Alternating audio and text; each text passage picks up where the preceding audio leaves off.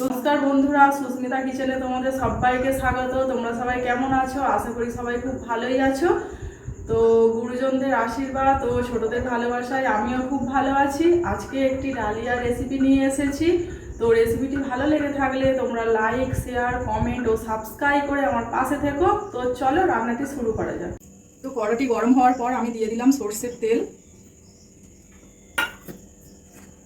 সরষের তেলটি দেওয়ার পরে আমি মুগের ডালটি ভালো করে ভেজে নেব। তো ডালটি ভালোভাবে লাল লাল করে ভেজে নিতে হবে। পুরো ডালটি আমার লাল লাল করে ভাজা হয়ে গেছে। তো আমি এবার কড়া থেকে নামিয়ে নিচ্ছি।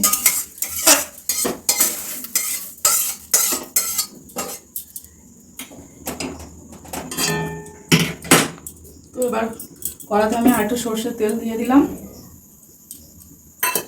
সরষের তেল দেওয়ার পরে দিয়ে দিলাম গোটা তেজপাতা, শুকনো লঙ্কা, গোটা জিরে ও এলাচ। এগুলো দেওয়ার পর আমি দিয়ে দেব ছোট করে কেটে রাখা আলু।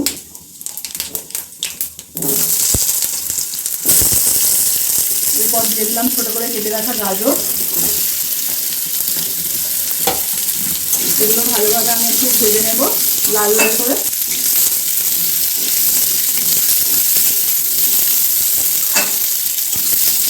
তো দেখো বন্ধুরা, ভালোভাবে আলু আর গাজরটা ভাজা হয়ে গেছে। এবার দিয়ে দিচ্ছি চিচিয়ে, আর দিয়ে দিলাম ঝিঙে। তো ঝিঙে চিচিয়েটা দিয়ে আমি আরেকটু ভালোভাবে ভেজে নিচ্ছি।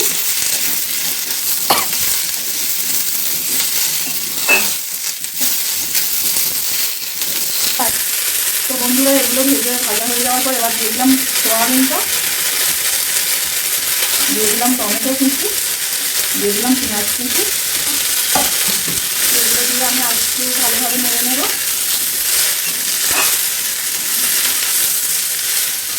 এগুলো নাড়ার পরে একটু আমি দিয়ে দিচ্ছি পরিমাণ মতো নুন।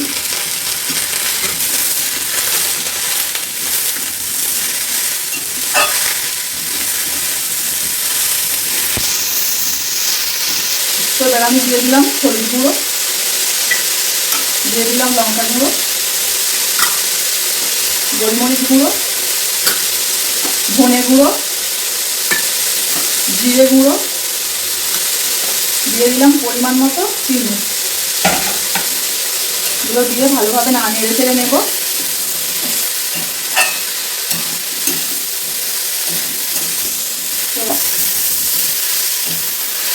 এবার আমি ডালিয়াটা দিয়ে দেবো।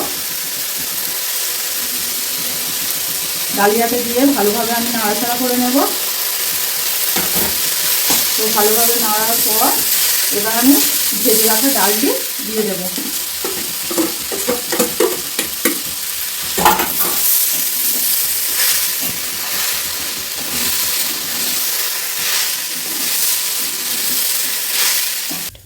তো বন্ধুরা, আমি এটা এবার কুকারে দিয়ে দেব।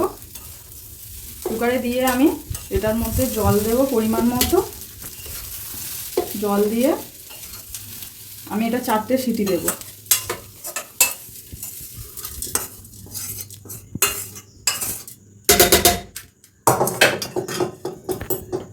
তো বন্ধুরা, আমি এতে 1 চামচ ঘি দিয়ে দিলাম। ঘি দেওয়ার পর এবার আমি দিয়ে দিচ্ছি জল। তো জলটা দেওয়ার পর আমি সিটি পড়ার পর আবার ফিরে আসছি। তো বন্ধুরা, আমি সিটি পড়ার পর চলে এসেছি। কুকারের ঢাকাটা খুলছি।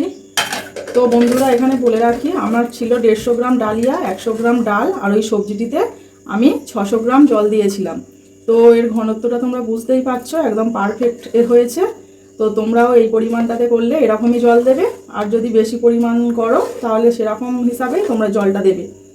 তো এটা বাচ্চা বড় সবাই খেতে পারে। দুপুরের বা রাতের ডিনারে যেসব বাচ্চারা সবজি খেতে চায় না, তো তাদেরকে এভাবে বানিয়ে দিলে তারা সবজিটাও খাবে। তো দেখো বন্ধুরা, একদম পারফেক্ট ডালিয়ার খিচুড়ি রেডি। এটা ডায়াবেটিস পেশেন্টরাও এটা খেতে পারবে।